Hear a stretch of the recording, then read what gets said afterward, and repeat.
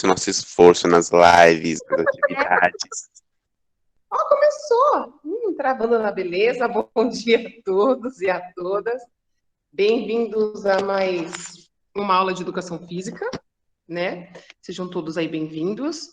Hoje vamos dar continuidade aí ao nosso conteúdo da semana passada. Eu vou passar uma devolutiva primeiro da aula e depois a gente inicia o conteúdo novo, tá ok? Então vamos lá. Eu vou aqui abrir o documento para vocês, tá? Para que vocês consigam. Estou na primeira, tá, Marjorie? Anota no caderno as observações aí, tá bom? Então vamos lá. Ai, calma aí, eu abri o slide, mas não compartilhei a tela. Muito inteligente eu. Ai, peraí, deixa eu compartilhar a tela.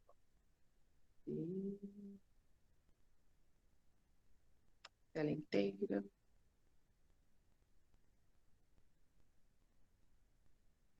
Pronto. Vamos dar uma recapitulada. O conteúdo era muito interessante, né, gente? Para quem teve oportunidade aí de assistir tanto a nossa live da semana passada, da semana retrasada, foi excelente. Né? Porque quando a gente pensa em padrões de beleza, é a gente refletir sobre nós mesmos, né? Não, é refletir que, assim, a nossa beleza é nossa e a gente não pode se deixar levar o tempo todo pelos padrões que a sociedade está impondo sobre nós, tá? Então, assim, eu vou fazer a devolutiva dos padrões de beleza, do formulário, tá? Para a gente dar início ao conteúdo dessa aula, né? Estamos no segundo bimestre, tá? Ou seja, no primeiro bimestre as notas já foram mensuradas, tá? Então, se você não foi tão bem, você ainda tem o segundo, terceiro e quarto bimestre para recuperar. Não se iluda pensando que você vai passar de ano porque você não realizou as atividades, tá? Então, tomem cuidado, gente. Vamos lá. Então, vai ser a devolutiva, tá bom? Todos conseguem ver minha tela? Todos, né? Tranquilinho, né? Eu tô aqui. Devolutiva, seja seu próprio padrão de beleza, né? Vale a reflexão.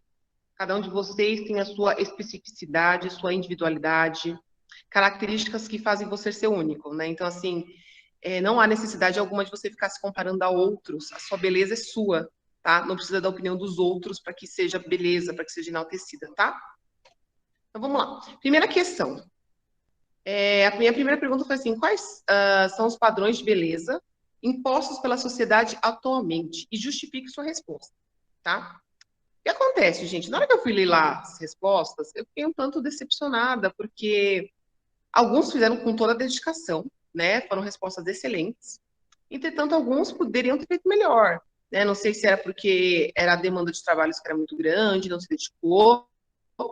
Mas fica a dica, tá? Todas as disciplinas são importantíssimas para o conhecimento de vocês. O conhecimento de vocês ninguém pode tirar, tá? Então, foca. Então, quando eu penso aqui, quais são os padrões de beleza que impostos pela sociedade atualmente, eu penso assim, tudo bem, Vini?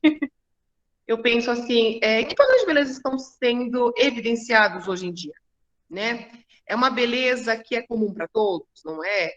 O que a gente vê? A gente vê que existe a beleza feminina, a beleza masculina, e atualmente a gente vê que a beleza jovem, essa que é a beleza, né? Ou seja, uma criança não é bonita, um idoso não é bonito, mas o jovem ele é bonito, né?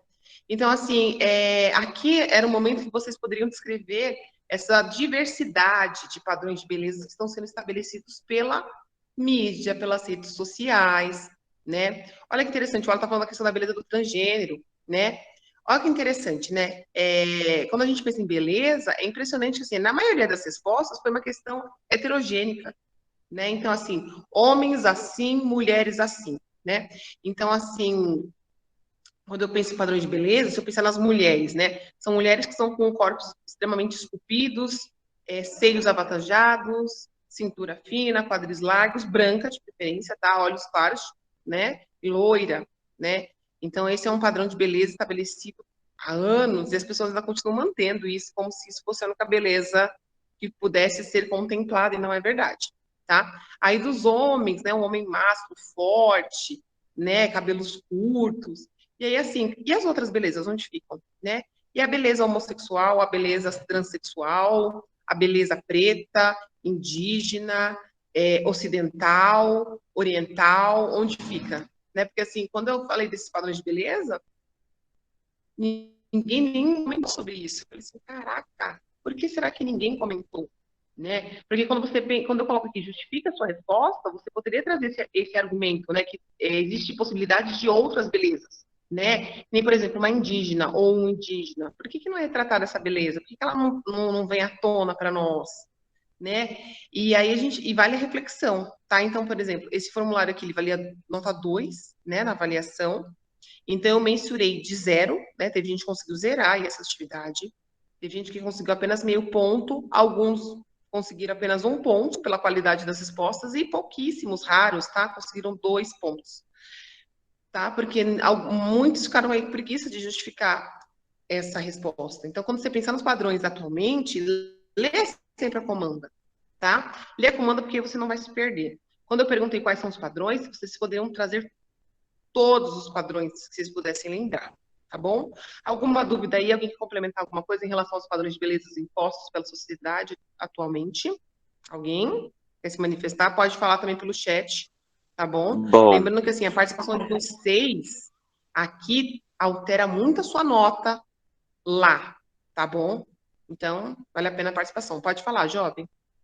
como eu havia dito na nossa live, tipo, o padrão de beleza é sempre muito feito por homens que acham que mulheres têm que ser magras, com corpo perfeito e jovens. E as mulheres querem homens jovens, é, com uma musculatura adequada ao gosto dela. Mas ninguém pensa que, tipo, magros também são atraentes, gordos também, obesos também são. Então, tipo, vai muito da escolha da pessoa.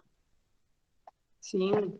Tanto é que, olha, você vê que assim, nós temos a beleza plus size, eu tenho a beleza afrodescendente, eu tenho a beleza europeia, só que assim, num país que é num país não, numa nação que é embranquecida culturalmente, as pessoas só querem valorizar a beleza europeia, a beleza de uma moça, de um homem branco, de olhos claros, cabelos lisos, né? Porque afinal cacheado e afro não é pra quê, né? Então, assim, as pessoas precisam dessa criticidade, que existe diversidade na beleza. E essa questão do padrão de beleza, ele tem que ser quebrado começando por nós. Então, por exemplo, eu aceito como eu sou, né? Eu aceito meu nariz grande, a cor da minha pele, a cor do meu olho, a cor do meu cabelo, a estrutura que o meu cabelo tem, você entendeu? Nada contra, né? Porque assim, eu não quero que vocês pensem que assim, professor, então uma pessoa preta não pode ter o cabelo liso? Pode, o cabelo é dela, só que assim, ela precisa. O que eu penso que as pessoas têm que valorizar é assim, como eu estou me sentindo confortável? Eu tô bem com esse cabelo liso, eu tô bem com esse cabelo cacheado, com esse cabelo crespo, eu tô bem assim. Então as pessoas precisam ter essa criticidade, esse olhar a si mesmo, né? Não deixar que a sociedade o tempo todo ela manipule o que tem que ser padrão na sua vida, entendeu? Porque assim, quem paga as contas de vocês? Primeiro que são os pais, né? Se tem alguém que pode falar alguma coisa, são os pais. E a gente sabe que às vezes o pai não tem aquela sensibilidade para falar conosco, né? Geralmente a gente tem muito conflito com a família, né? As pessoas ainda querem romantizar a família. Claro, a gente sabe como a família é importante num processo de construção social. Entretanto, são pessoas também que pensam diferente da gente. E, de repente, às vezes a gente não vai ter o apoio da forma que a gente gostaria, né? Então, assim, que vocês possam refletir que, assim, beleza é algo que, assim, vocês têm que sentir belos. Não apenas porque a mídia está dizendo que você é bonito, porque você segue esses estereótipos, você segue essas regras, tá? Então, ainda só nessa questão, você vê quantas coisas podiam ter sido escritas, tá? E aí, assim, eu trago a segunda, né? A segunda está dizendo que ao longo dos séculos, sempre foi esse padrão imposto. Você vê que eu trago uma linha do tempo, né? Desde a pré-história, você vê na pré-história, qual era a beleza? A mulher, ela tinha que ser o quê? Forte, obesa, plus size, porque isso significava o quê? Fartura, né? Então, antigamente, uma mocinha magra não era a moda. E depois você vê a sessão no Renascimento, em 1900, deixa eu ver aqui, não, 1900 não. Aqui depois da pré-história tem a questão do Renascimento, né? Porque eu estava olhando a data de baixo. E aí, assim, já muda a beleza, né? A beleza, assim, com muito pó, maquiagem. Você vê que, assim, eles trazem até os quadros, na época, só de quê? De mulheres brancas, famílias brancas, né? Ou seja, olha a beleza, olha o padrão de beleza europeu, de onde começa? Daí. roupas elegantes, rosto claro, e quem não tinha um rosto claro tinha. Hoje a gente tem a base, né, de vários tons, mas naquela época tinha um pozinho branco que passava no rosto de todo mundo, independente do tom de pele. Entendeu? Ou seja, sempre o branquinho para parecer bonitinho. Aí depois vem no século XVI, XVII, né, a questão da beleza feminina, do corpo um pouco mais farto, né? Você vê que na live passada, eu falei até que assim, teve uma época que a moda eram os cabelos, né, a testa, né, a testa, quanto maior a testa, mais chique era isso, né, na época do Renascimento. Aí, assim, eles até raspavam aqui para mostrar essa testa, nossa, que sexy. Aí também teve uma época que, assim, aí volta a questão de você ser forte, né, que era a questão de fartura, depois volta, começam as magrelas, você vê que aqui embaixo, quando aparece essa imagem aqui de 1920, 1950, você vê o padrão de corpos, né? Corpos magros. Você vê que muda a questão das cores, né? De padrão de beleza, porque às vezes assim não podia ter muita cor, né? Não tinha muita a paleta de cores que nós temos hoje, né? E você vê que só na década de 50 começa a ter essa mudança aí de tubinho, né? A questão das calças, né? Até 1950 a mulher não podia usar saia, né? Não podia usar calça, né? Calça não era o padrão para mulher, apenas para homens, né? Aqui na década de 90, 80, a questão da variedade, quantas cores podiam se usar, o cabelo tá armado. Aí aqui vem, na década de 1990, né? Vem mais um jeans básico, umas cores básicas. E assim, é impressionante que esse padrão, inclusive, de roupas, ele vai e volta, né? Não é uma coisa fixa, né? Então, por exemplo, quando a gente pensa na calça flare hoje, né? Que é aquela calça que tem a boca, né? Um pouco maior, mais larga. Isso aí começou na década de 70 e vai e volta, vai e volta, vai e volta, né? E quando a gente pensa ao longo dos séculos, aqui o padrão imposto ele foi alterando, né? E assim, qual é a minha esperança? A minha esperança é que, assim, pelo menos na década que nós estamos, no século que nós estamos, isso possa mudar também, né? Que as pessoas possam enxergar que a beleza delas também fazem parte da sociedade, da nossa cultura, tá bom? Então aqui também tinha coisa para Dedéu para falar. Até aí, gente, alguma dúvida nessa evolutiva? Tranquilinho, né? Sim, sim. Aí começou, Não, agora, nenhuma dúvida, tranquilo? não. Tranquilo. Agora aqui começou a pancada, gente. Aqui veio só a derrota. Eu não sei se assim, É. como vocês não tiveram aí um nono ano, né? E vocês estão entrando agora no primeiro ano, eu sei como é difícil vocês se adequarem, né? Então, aqui, o corpo ideal é sinônimo de corpo saudável? Eu até comentei na live sobre isso, eu queria que vocês iam responder. E assim, Não. quando eu penso no corpo ideal, o que é o corpo ideal? Não. Logo a Corpo gente saudável. Ideal é um Ele corpo não precisa ser saudável, né? magro. Não é quando a que gente é pensa. magro, você tá saudável. Né? Exatamente, porque assim, eu conheço muita gente que está assim, esteticamente magro e tá cheio de problema de saúde, tá com problema de Ô, hipertensão, professora, de diabetes. Ou seja, a gente pode se deixar enganar porque a pessoa está magra, ela está saudável? Não. Pode falar, Alan. tem uma dançarina chamada Thaís Carla. Ela é obesa e, nossa, ela dança muito. Tipo, você vê que ela é bem de saúde. Ela fala que ainda não pretende fazer a bariátrica ainda, mas, nossa, ela dança muito. E, tipo, aí você vê que, tipo, tem muitas pessoas magras que não estão bem de saúde e é como ela está. Exatamente, porque assim, quando eu penso no corpo, cada corpo tem a sua individualidade, né? Inclusive individualidade física, de características, individualidade biológica, de metabolismo. E assim, as pessoas. Minha mãe, vou usar minha mãe como exemplo. Minha mãe achava só porque ela era magra, ela não podia ter nenhum comprometimento na saúde dela. E ela tem problema com colesterol alto, né? Ela acumula muita gordura de forma muito fácil no organismo dela, ela tem hipertensão, ela tem problema de colesterol, né? E ela sempre me cobrou muito, porque assim, eu sou muito grande, né? Eu tô com obesidade 1, né? E aí, acima do peso, isso. E aí acontece, quando a gente fala da obesidade, a obesidade é uma doença? É, tá, gente? Porque você aumenta o índice de massa corpórea, isso traz danos, consequências. Só que cada organismo é de um jeito. Eu mesma, mesmo eu estando com obesidade, estou um pouco acima do peso, o meu colesterol, por exemplo, é excelente. Eu não tenho essa predisposição para acumular gordura no meu sangue, mas é por conta da minha alimentação. tá? Eu não consumo muitas carnes, né? Não gosto, não sou muito, não como, mas é uma coisa que eu falo assim, nossa, eu preciso comer todo dia, né? Eu bebo bastante água, me alimento de bastante frutas, de verduras, legumes, então isso dá uma amenizada. O problema da obesidade é que, assim, ela impacta a questão do cansaço. Depois, por exemplo, a gente já tem preguiça hoje. Pensa quando você tem um índice de massa corpórea, que você tem que usar mais energia para se movimentar porque você está obeso, você está acima do peso. Então fica mais difícil. Mas você vê que o Alan ele traz para nós o exemplo de uma dançarina plus size. Fantástico. Você entendeu? Só que assim, ela treina para aquilo. Ela precisa ter treino, precisa ter rotina, né? Então, assim, tem que ver só como ela dança se ela vai adquirir lesões aí no joelho e na coluna por conta do sobrepeso, tá? Então, assim, essa questão do corpo ideal ser sinônimo de saudável, isso é balela, isso é mito, tá? Porque, assim, para eu verificar se esse corpo está saudável, eu tenho que fazer exames, né? Aí eu vou medir através do MC, né? Que é a questão da altura vezes o peso, para ver se ela está no nível adequado de massa, se está acima, se não está, entendeu? Fazer testes, né, de exercício físico para ver se ela tem condições de realizar exercício físico por 45 minutos, que é o mínimo agora, determinado pela Organização Mundial da Saúde, tá?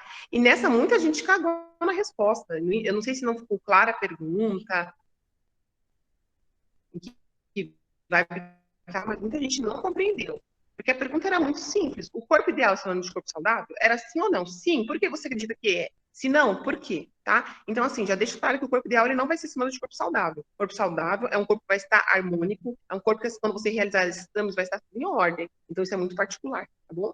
Aí vinha a outra que me guiava as pernas. A aparência física, ela está relacionada com saúde? Você vê, uma encaixava na outra. E também a galera ramelou no poder. Então, assim, aparência física, está relacionada com saúde? Às vezes sim. Por exemplo, você vai olhar alguém, você vê uma pele bonita assim como a minha, ó. Eu vou imaginar que a professora Kelly é saudável? Deveria, né? Porque a professora Kelly de educação física, cadê meu exemplo? Tá? Mas assim, às vezes você vê a beleza, né? Você vê a pessoa que se alimenta bem pelo cabelo, pela qualidade do fio de cabelo, se a pele tá bonita, se tá bem rosada, as unhas, se elas não estão quebradiças, tá? Se a pele não tá ressecada. Então, às vezes você, através, só de olhar para a pessoa, você já consegue identificar se ela está dormindo bem, se ela está fazendo exercício, porque você vê que a musculatura, o tônus muscular fica diferente, fica diferente. Então, assim, a gente consegue ver, mas a gente não pode afirmar com certeza se essa pessoa está saudável ou não, tá? Porque às vezes internamente ela deve estar se achando uma delícia, mas de repente ela pode estar com uma hipertensão arterial, uma pressão alta, ela pode estar com uma diabetes, um câncer no início. Então existem várias doenças que elas se camuflam, mesmo na pessoa que fisicamente aparenta estar saudável. Professora, Pode falar. o meu avô, ele teve ataque cardíaco e ele faz um monte de coisa, ele faz caminhada. Aí, nossa, a gente ficou. Chocado, né? Como assim a pessoa que está fazendo exercício físico teve um infarto? Mas aí o que acontece? Lembra que eu falei que cada corpo tem sua especificidade. De repente, seu avô, ele podia ter uma alimentação que não estava adequada para o corpo dele. Então, assim, se ele se alimenta com muita carne vermelha, se ele não comia muita verdura, não bebia muita água, o que pode ter acontecido? Pode ter acumulado o quê? Ele Como comia tem muita infarto, verdura, comia muita carne vermelha, comia muita coisa saudável. então, aí a única coisa que, assim, que cagou foi a carne vermelha, porque, assim, a carne vermelha, ela é rica em proteína, né? Tanto é que a carne vermelha, ela apodrece no nosso estômago, né? Porque o nosso estômago, ele não tem enzima suficiente para quebrar as moléculas de uma carne vermelha, tá? Por isso que a gente recomenda mais o consumo da carne branca, né? Que é o peixe e o frango, tá? Então, assim, um excesso de carne vermelha, o que acontece? Acumula gordura no sangue, nas artérias, por isso que a pessoa infarta. Então, não adianta só fazer exercício. Ele precisa ter uma alimentação equilibrada também, tá? Porque acontece, o organismo dele tem uma tendência a acumular mais gordura, por isso que ele infartou, entendeu? E assim, na questão do exercício, não adianta só fazer a caminhada, tá? Tem gente que não gosta de peixe, às vezes não tem, como eu posso falar, a gente não tem vontade de comer, a gente não se atrai, não é um sabor que agrada. Entretanto, sempre tem uma alternativa, tá, gente? Por exemplo, o ovo. O ovo é um alimento, assim, riquíssimo em vários nutrientes, exceto a vitamina C. Tá? Então, por exemplo, o recomendável é que você consuma aí pelo menos 2 ovos por dia. E tá tudo bem, Professora, entendeu? Mesmo... é perigoso eu comer 5. Então, você não pode exagerar, por isso eu falo. Tô com a É, Kevin. a linha, a linha entre o equilíbrio, ela é muito tênue. O ideal é até 2. Quando você passa disso, você vai começar a sobrecarregar o seu organismo. Então, assim, quando a gente fala assim, ai, não seja guloso, não come demais, não é só uma questão de chatice. É uma questão porque o seu organismo, ele existe que é um limite. Ele precisa ter equilíbrio. Quando você vai consumir alguma coisa demais, o seu organismo não entende, ele desequilibra. Tanto é que, assim, quem foi obeso por anos, o que acontece? Na hora que ele pensa em emagrecer, o corpo dele acha que ele está morrendo, você acredita? Porque acontece, a gordura, quando a gente come muito açúcar e muito sal, alimentos ricos em gordura, em açúcar e sal, o que acontece? Eles viram tecido adiposo, eles viram gordura no nosso corpo, tá? E onde fica o tecido adiposo, né? Somente na região da barriga. Então, olha só, quando isso fica excesso, vai começar a gerar o quê? Uma obesidade. Se não gerar uma obesidade, vai dar um entupimento nas artérias, né? Se não gerar isso, pode gerar gordura no fígado, ou seja, se eu exagerar em consumir alimentos, isso vai prejudicar o meu organismo. E a mesma coisa vai acontecer se eu deixar de comer alguns nutrientes também, tá? Então, precisa ter um equilíbrio. Quando a gente fala que é necessário uma dieta equilibrada, é assim, ó. Eu sei que assim é difícil para vocês, porque assim, vocês vivem do que os pais podem oferecer. Eu entendo total isso, né? Então, assim, se o pai só tem a oferecer carne vermelha para vocês, é o que vocês vão comer. É isso, mas aí, assim, o que pode variar? Água. Água é uma coisa que todo mundo tem. Então, assim, água. Para você saber o ideal, você tem que pegar o seu peso, multiplicar por 3,5. E aí vai ser a quantidade de água que o seu organismo precisa. Vai dar uma conta, né? E aí, assim, vai dar o resultado, vai ser aquilo que você precisa tomar. Então, tem gente que precisa, por exemplo, de 1 litro de água para o seu organismo. Tem gente que precisa de 2, tem gente que precisa de 3, tem gente que precisa de 4. Eu mesmo, para o meu organismo, eu preciso pelo menos de quase 4 litros de água para me manter hidratada, tá? Porque vocês sabem, o nosso corpo, 70% é água. Se eu não beber água, como é que eu mantenho o meu corpo hidratado? Né? E assim, é muito delicado, tá? Porque a água é a fonte de vida, é tudo de bom. E assim, consumo de frutas, consumo de verduras, de legumes, somente os crus, né? Então, todo esse equilíbrio vai manter o meu corpo saudável, tá? Então, assim, a aparência física, ela, assim, você consegue identificar que uma pessoa está saudável, tá? É possível, só que, assim, os exames precisam de exames complementares para a gente conseguir identificar aí se está saudável mesmo, não só por fora, mas também por dentro, tá bom? Então, a aparência física, ela pode estar relacionada com saúde? Pode, né? Principalmente na questão que eu falei para vocês, né? Ao você olhar o rosto de uma pessoa, né? Se ele não tá oleoso, pode ver que assim, principalmente adolescentes, né? Que vocês estão numa fase de transição, né? De produção de hormônios que não eram produzidos, você vê que muito adolescente tem o quê? Tem um cabelo, às vezes tá muito ceboso, às vezes ele tá muito frágil, o rosto tá muito oleoso, tá cheio de acne por conta dos hormônios que estão em ebulição, né? Isso tem a ver com saúde também, né? A unha muito quebradiça, né? A sua indisposição de querer levantar. Então, precisa de um equilíbrio para manter essa saúde, tá? E a aparência física, ela pode ser um indicador de que, opa, tem alguma coisa que está errada aí. E você precisa aí verificar, tá? Mas toma cuidado, porque, assim, essa aparência física não é questão da beleza, tá bom? E aqui, gente, nossa, aqui eu dei para vocês se divertirem, né? Aqui vocês tinham que assistir esse vídeo, era um vídeo sobre dança, né? E as mudanças que estavam acontecendo. Teve gente que nem viu o vídeo e comentou coisas Professora, nada a ver. Pode falar. as músicas que aparecem no vídeo é muito boa e as pessoas dançam verdade. muito. Sim, Esse Caramba. grupo, quando eu vi esse vídeo, gente, eu fiquei extremamente encantada. Encantada. Super vontade de fazer um projeto desse na escola, quando a gente não tiver mais pandemia. Então, assim, desde a década de 50 até os anos, você vê que assim, eles foram até 2010, e fantásticas músicas. Você vê assim que muita coisa mudou. Porque o que eu queria que vocês vissem, que assim, não só o padrão de beleza muda, como a questão das roupas, a questão das vestimentas, dos passos. Você vê que aquele grupo, você vê o quanto que aquele grupo estudou, ensaiou para fazer. verdade. Não, e assim, porque assim, para editar, eu trabalho com certeza, mas muito mais eu trabalho para você ensaiar, fazer a seleção das músicas, tá? Então, assim, quem teve a oportunidade de assistir, meu, é de encantar. tá bom? E fica até um spoiler, porque esse bimestre a gente vem com esportes e vem com dança, tá bom? Então, essa era a devolutiva. Ficou claro? Alguém ficou com dúvida nas questões? Era só isso, você vê que não era nada de muito difícil, tá? Não. Agora a gente vai para... Tranquilinho, né? Agora a gente vai para o conteúdo do segundo bimestre, tá? Já dá para saber, né, pelo slide, que, assim, é o tema de lutas, tá? Então, para habilidade, né? A nossa habilidade de hoje é discutir as transformações históricas, o processo de esportivização e mediatização das lutas, tá? Então, como é que essas transformações ocorreram? Como é que a luta se torna esporte? O que a mídia tem a falar sobre isso? E, assim, o mais importante, valorizar e respeitar as culturas e as origens de lutas. Existem várias lutas, várias, tá? E aí minha pergunta é, que lutas vocês conhecem? Fala aí para mim, escreve no chat. Bora participar, que agora o Boxe, segundo bimestre chegou. Boxe, perfeito. O que mais? E a capoeira. Judô, Capoeira, Muay Thai, Jiu-jitsu. jiu-jitsu, Taekwondo, muito bom. O que mais? Karatê, judô, capoeira, kung fu.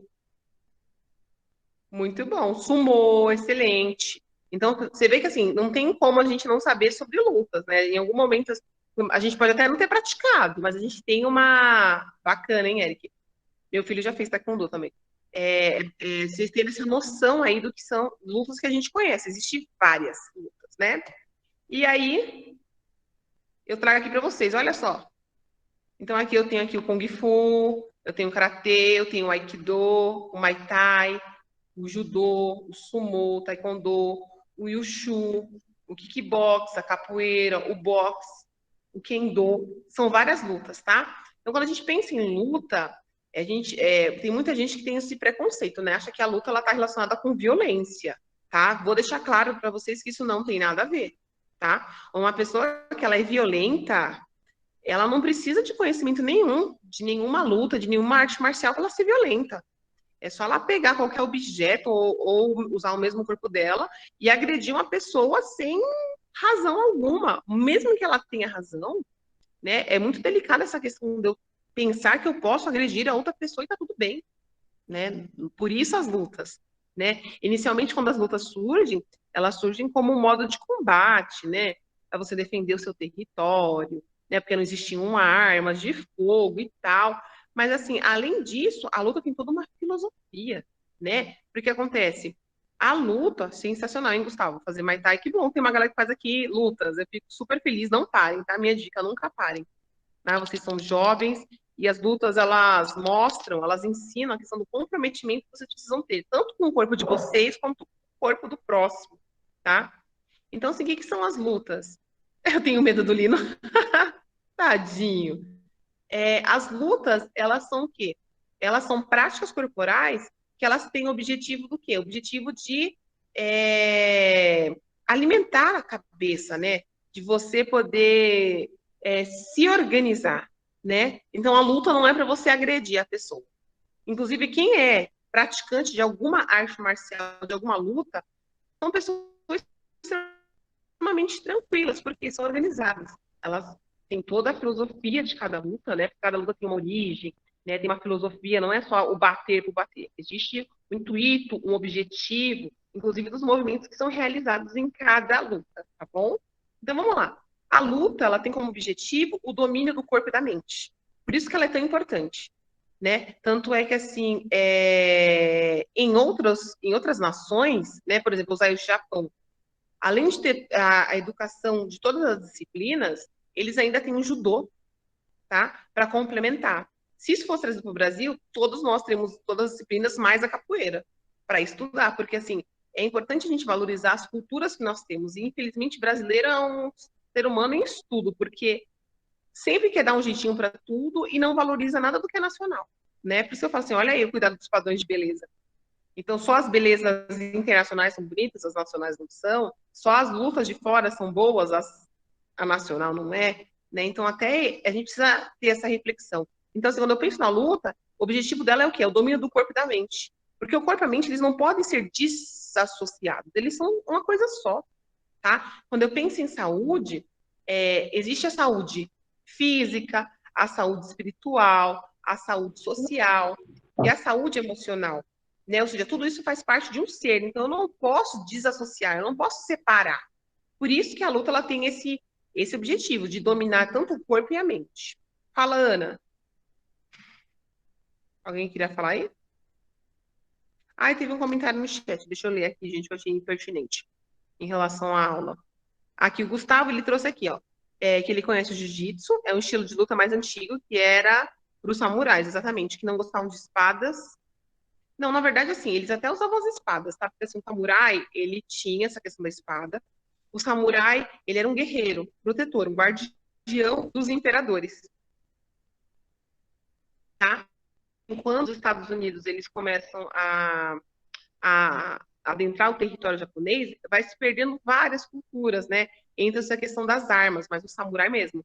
Quem tiver a oportunidade de assistir até o último samurai, né, com Tom Cruise, é muito interessante o que acontece, né? Então, assim, os samurais, eles são ditos como traidores, né? Que eles não respeitavam mais a cultura do imperador, mas, assim, eles tinham toda uma arte milenar. E eram várias técnicas, não só do jiu-jitsu, como do kendo, como do sumô, do aikido, né? E era esse domínio do corpo e da mente. Tá? Então, a luta, ela traz essa coordenação motora juntos, né? Porque tem gente, por exemplo, que não consegue nem fazer, vai lá, esse movimento aqui. Isso aqui é um domínio tanto do meu corpo como da minha mente. Eu estou projetando que eu quero fazer isso e eu estou fazendo isso, mas eu preciso treinar, tá? É que nem eu fazer isso aqui. Eu fazer esse movimento, por exemplo, o mesmo lado é fácil, né? Vai tudo para trás, tudo para frente. Mas quando eu tenho que coordenar cada um para um lado, fica um pouco mais difícil, mas não é impossível. Porque é uma questão de você dominar o seu corpo, né? Eu quero fazer esse movimento. Como é que eu vou fazer esse movimento? Através de treino, tá? E as lutas trazem muito disso, muito dessa disciplina, tá? As lutas, elas são consideradas como um grande grupo que abriga várias artes marciais e os esportes de combate, tá? Porque entra na questão da competição. Desde sempre, a educação física, gente, ela...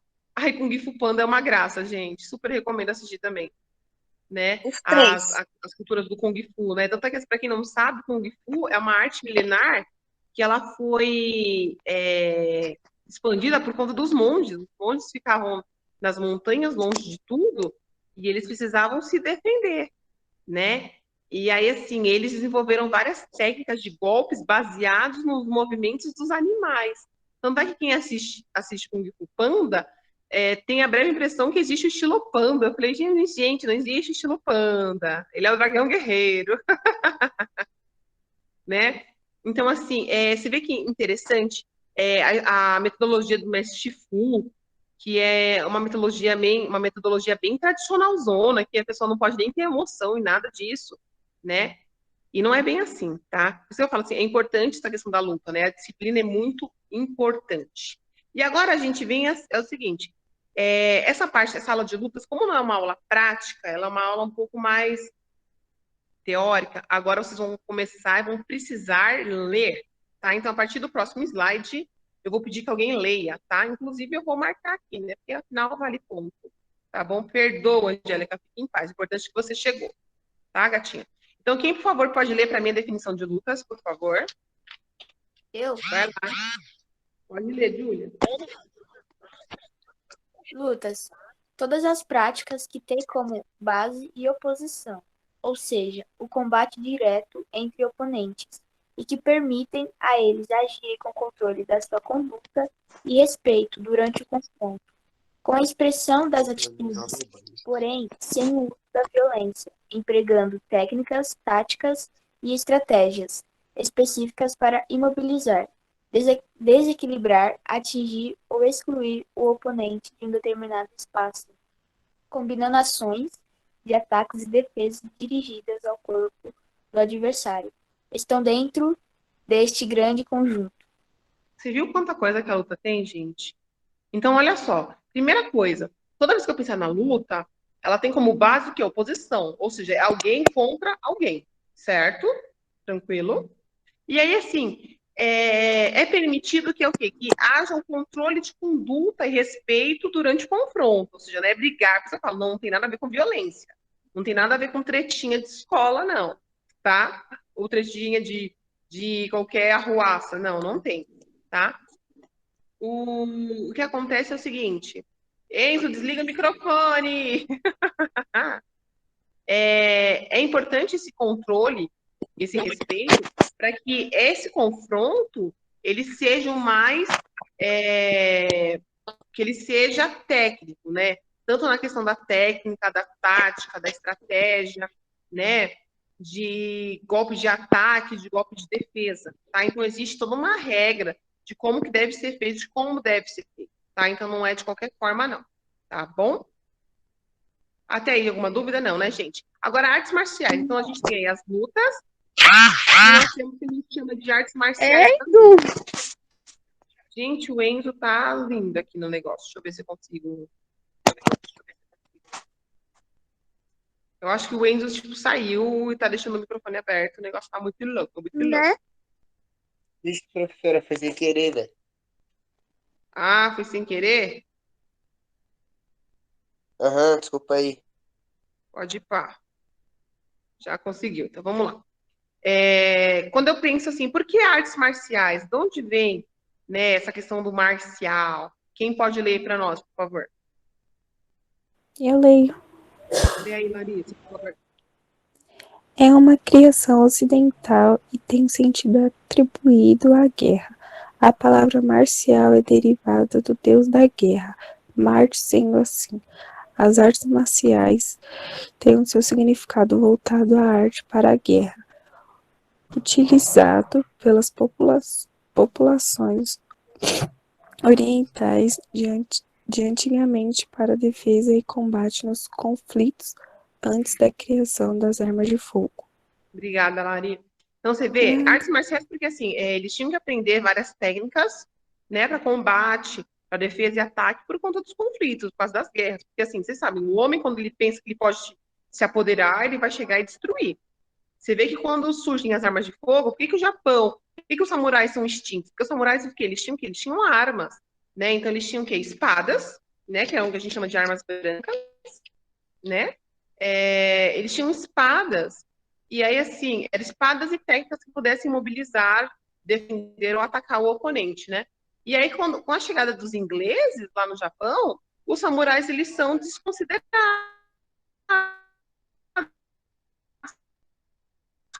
Porque o samurai, né, armas feitas de pólvora que podem, né, agilizar o processo de uma guerra, tá? Então, as artes marciais vêm por conta disso, né? Vocês sabem que na mitologia romana, Marte é o deus da guerra, né? Se fosse traduzido isso para o grego, seria Ares, né? O deus da guerra e tal.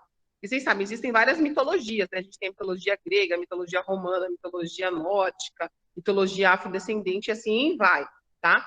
E aí, assim, as artes marciais, antigamente, que era com foco na batalha, no combate da defesa, era em homenagem ao deus Marte, né? E aí, quando eu penso no Japão, quando os Estados Unidos eles querem lá invadir, os samurais eles perdem. Por isso se perde essa linhagem de samurais que eram educados, vivenciados para defender o imperador através dessas artes marciais, tá bom? Aí aqui, quem pode ler? Eu. Lê, Brenda, por favor. Eita, lê a Brenda, a Ala, você lê o próximo, tá? Hoje tem bastante leitura, gente. Artes marciais. Após o surgimento das armas de fogo, as artes marciais já não se mostravam tão eficientes.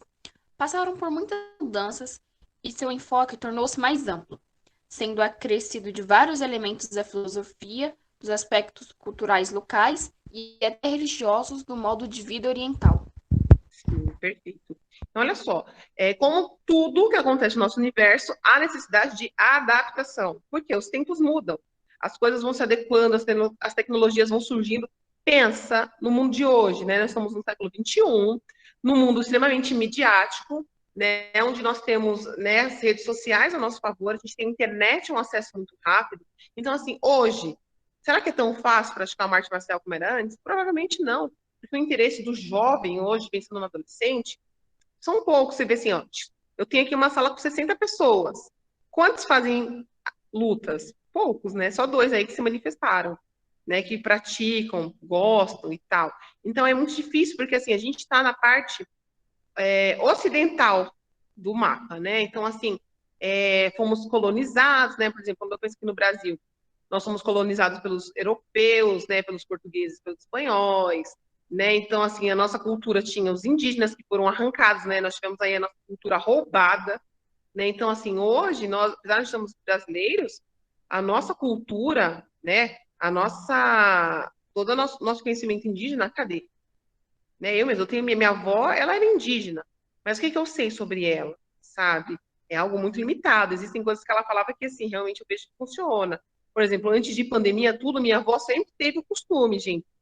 Chegou da rua, ela tomava banho, ela lavava o chinelo, entendeu? A roupa que ela saía, ela não usava em casa, ela separava, entendeu? E muita gente só passou a ter esse costume depois do coronga. Ou seja, precisou vir um vírus mortal para as pessoas lembrarem que elas tinham que ter esse processo de higiene, entendeu? Assim, isso é uma coisa que assim, os indígenas eram extremamente limpos, né? Tinham essa costume de tomar banho todos os dias. Mesmo porque assim, o Brasil é um local, né, tropical, tal, diferente da Europa, né? Que é extremamente fria, então tem dias. Isso pensa em 1500, tá, gente? Não é mais para hoje. Eles não tomavam banho todos os dias, não tinha esse costume, como nós temos aqui, tá? Então, as artes marciais também tiveram que se adaptar, né? Então, assim, quando elas focam na questão da cultura, da questão religiosa, justamente para mostrar que, assim, olha, essa luta veio de tal local, veio com esse intuito, veio com essa filosofia, tá bom? Alan, você é o próximo, vai lá. Lê para mim aí, Alan, por favor.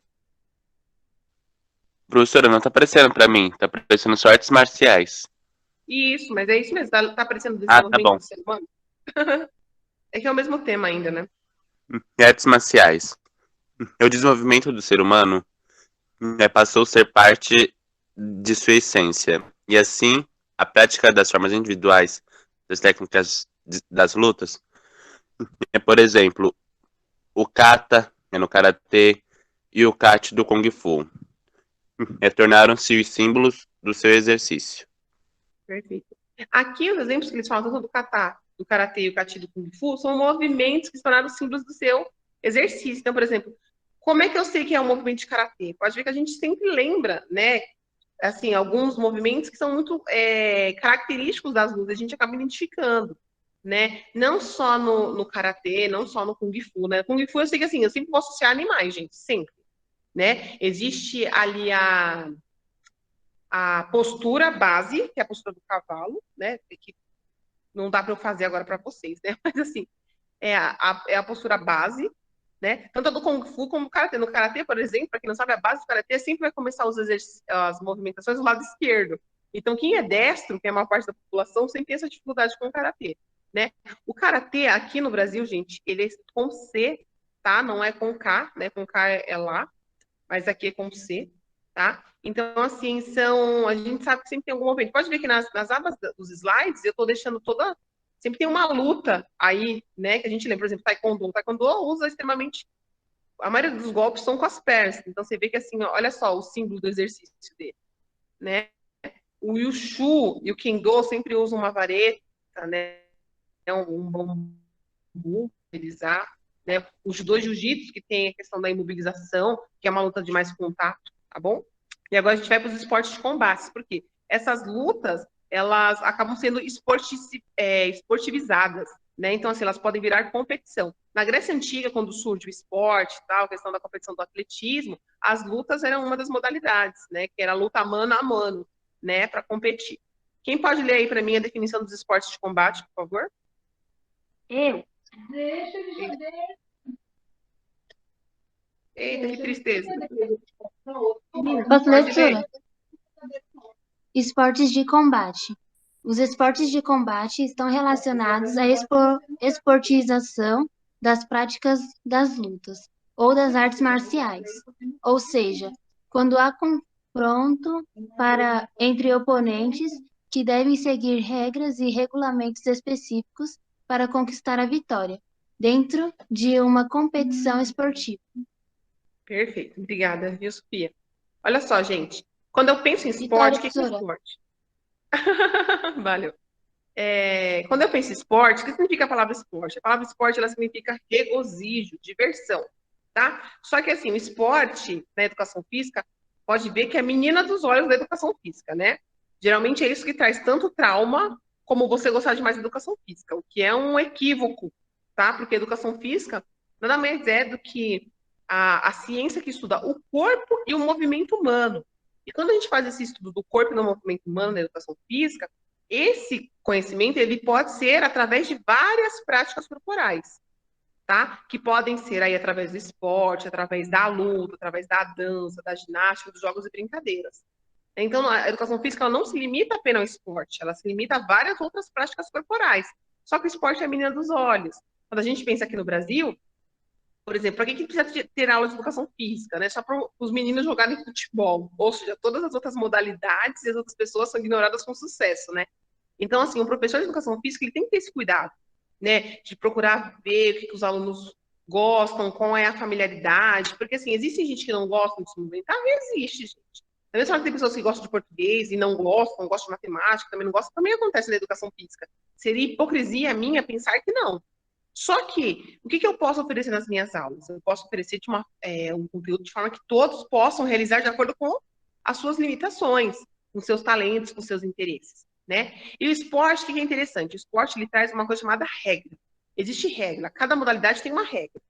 E quando há essa esportivização das lutas, que são os esportes de combate, existem várias regras, vários regulamentos que precisam acontecer para eu garantir que foi uma vitória justa, né? Então, por exemplo, quais são algumas categorias aí de esporte de regras?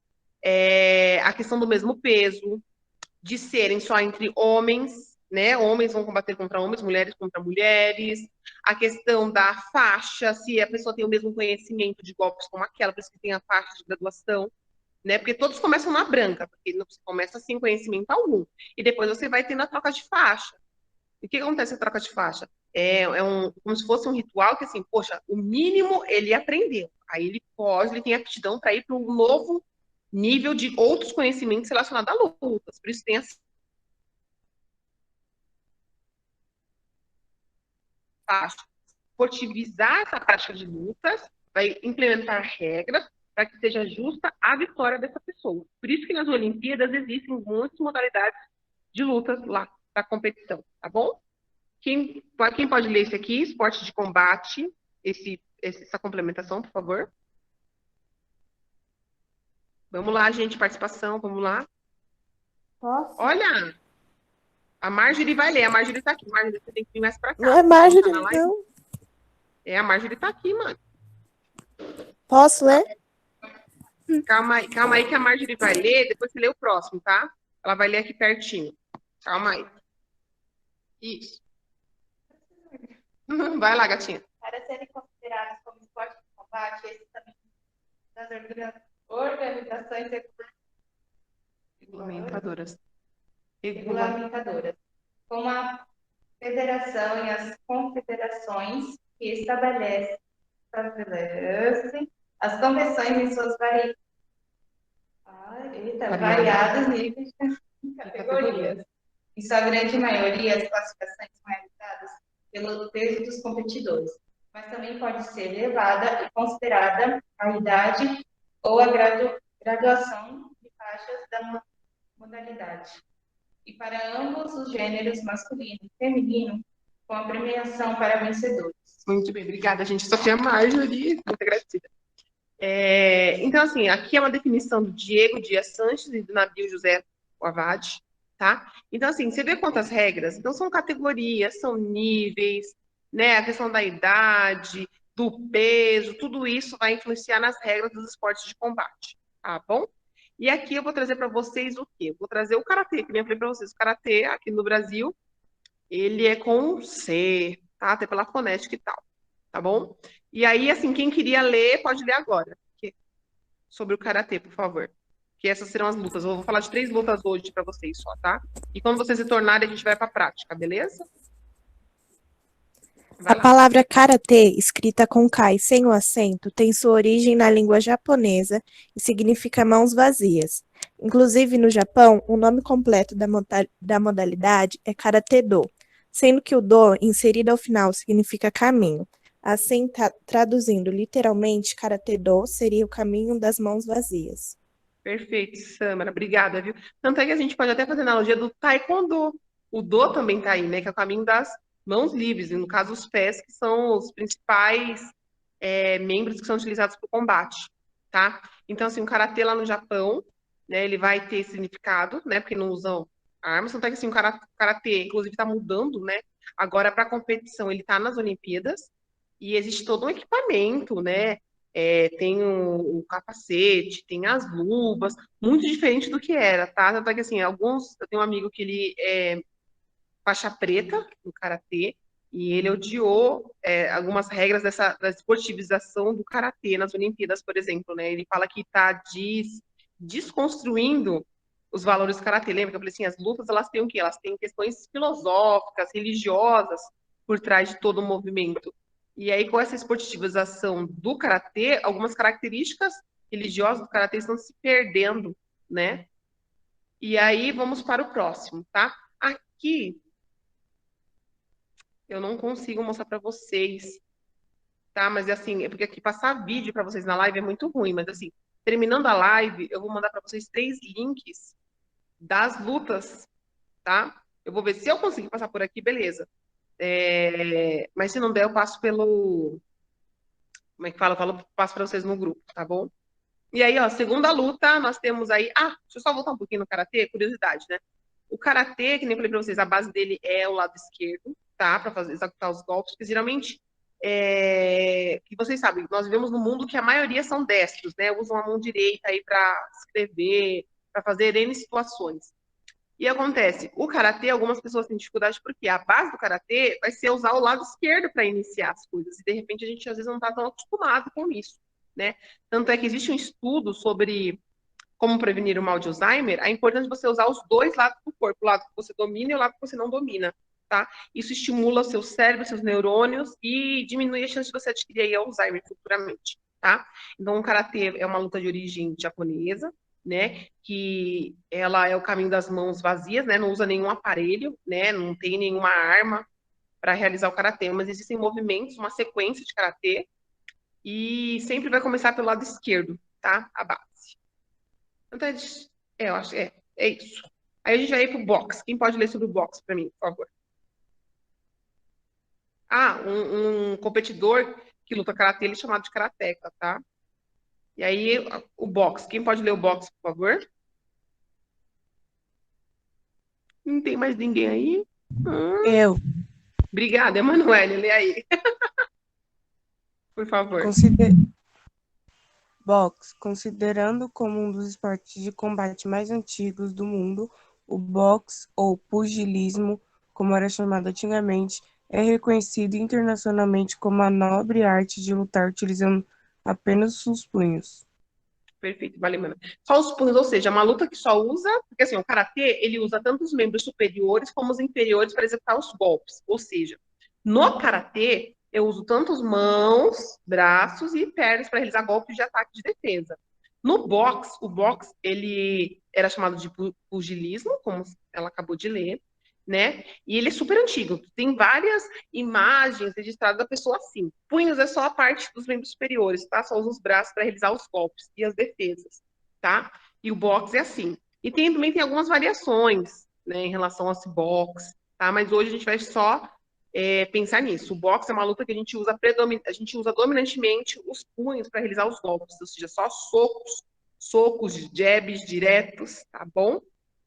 E aqui a gente tem, assim, quando eu penso no brasileiro, existem alguns que são fantásticos, né? A gente teve Maguila, internacionalmente a gente teve Mike Tyson, né? E se a gente for procurar, assim, existem muitos brasileiros, né, que são dessa modalidade e nos representam muito bem. E a última modalidade que eu trago para vocês é o Muay Thai, tá? Lembrando que quando a gente voltar para presencial, a gente vai vivenciar, né, respeitando todos os critérios de biossegurança possível, alguma dessas modalidades, tá bom? Quem pode ler o Muay Thai para mim, por favor? Não, que esse é o último, gente, aí acaba os slides. Quem pode ler? Vai, Moana, lê aí, Moana. Vai, gente, vocês têm que participar. Participando. Eu não, sai fora sem nem ler. Ah, então bora aprender, né, gatinha? Você acha bonito isso? Você acabou de falar, admitir. Mano, isso toda a galera vai ver que você não sabe ler. Coisa feia. Vai, meu filho, lê aí, gatinha, lê, gatinha. É pra mim ler mesmo, professora? É pra você ler, gata. Vamos lá. Ensino médio, filho. Por Tá, favor. peraí. Tô esperando. Ah, eu tô Sentadinha. muito grande isso aí, professora. Não, pera. Muito grande, caramba, que conhecimento grande. Uau! Vai lá, gatinha. Muay Thai. O Muay Thai é uma modalidade com cerca de... Ah, professora, não dá não. Mas você começou bem, tá certo. Oh. Respira e vai, meu filho. Muay Thai é uma modalidade com cerca de 2.000 anos de existência, considerada a mais popular e a mais praticada pela população da Tailândia, sendo classificada como símbolo da sua nação. É também conhecida como boxe, sei lá, se falar essa palavra. Tailandês. É. Tailandês. Não, Fala professora. tailandês. Fala Tailandês. amor. Isso. Ou como a arte da 8 armas. O uso combinado dos 2 punhos, mais 2 cotovelos, mais 2 joelhos, mais 2 canelas e pés. E considerada como uma das mais poderosas entre as modalidades de luta e extremamente respeitada e conceituada entre os lutadores dos mais variados estilos do mundo. Muito bem, lindona. Tá vendo só? Nem caiu o dedo. Muito bom. A leitura, gente, é algo que a gente precisa sempre exercitar. Tá? Ainda mais em pandemia, tem que exercitar muito. Então, assim, o Muay Thai, né, ele usa tanto o membro superior quanto inferior para outros golpes. Não, que bullying, meu amor. Você tem que ler, é importante. A gente está na escola, a escola é local de aprendizagem, de conhecimento, tá? Eles acham que eu não leio o chat, eu tô bem aqui, ó, super de olho, super de olho. Então, assim, é importante a gente desenvolver os nossos conhecimentos. A gente Professora, tem dificuldade, a professora também tem dificuldade, você entendeu? Só que, assim, a gente não pode deixar de realizar porque a gente pensa que não é capaz. Todos somos capazes, é questão de treino, fica tranquila. Pode falar, jovem. É o quê? Quem é? A pessoa põe o nome. É o quê, meu filho? Fala, jovem. Oxe, você interrompeu e não falou? Ai, caramba. Então, olha só, o Muay Thai, se vê, ele também é chamado de boxe tailandês, né? Só que, assim, o boxe, originalmente, ele só usa os punhos. O Muay Thai, não. O Muay Thai, ele usa golpes que a gente pode utilizar tanto os cotovelos, as canelas, os punhos, os pés, para realizar os golpes, os joelhos, né? E que são as partes duras do corpo, né? E o Muay Thai, assim, ele é extremamente conhecido na Tailândia. Né? E assim, quando você vai nas academias, por exemplo, a gente vê que é uma das modalidades que sempre está lá. Raramente você vê uma academia que, quando oferece luta, não é o Muay Thai. Tá? Então ela ficou muito difundida pela essa variabilidade de usos combinados, né? Que são os punhos. Quem te chamou de on? Gente, sabe que vocês estão conversando no chat? Eu vou ter que desativar o chat, vocês estão conversando bagulho que não tem nada a ver com a aula. Ai, gente, fala sério. Então, assim, o Muay Thai, ele é uma arte milenar também, né? E ele usa essa combinação, e os golpes são extremamente violentos. Tanto é que, se pensa na modalidade do MMA, a maioria deles tem como usa golpes de Muay Thai, porque é muito eficiente, né, a questão do ataque e da defesa, tá? Então, gente, a nossa aula por hoje é isso, tá? Questão das lutas, né, que é a importância de eu valorizar essas lutas, que existem diversas lutas, né, e cada uma delas existem regras, existem filosofias que precisam ser respeitadas, né? Elas utilizam partes diferentes do corpo, né? Mas sempre com muito respeito. E que algumas delas estão nas competições, né? Que entra aí nos esportes de combate. Nossa aula de hoje era isso. Beijos, abraços. Vou fazer chamadinha. Obrigada por tudo. E fiquem atentos, porque o nosso próximo formulário vai ser referente ao estudo de hoje, tá? Então, vou mandar para vocês. Vou mandar para vocês aí o PowerPoint e os vídeos, tá? Vou encerrar a gravação, mas eu vou fazer chamada dessa vez para ver quem tá aí.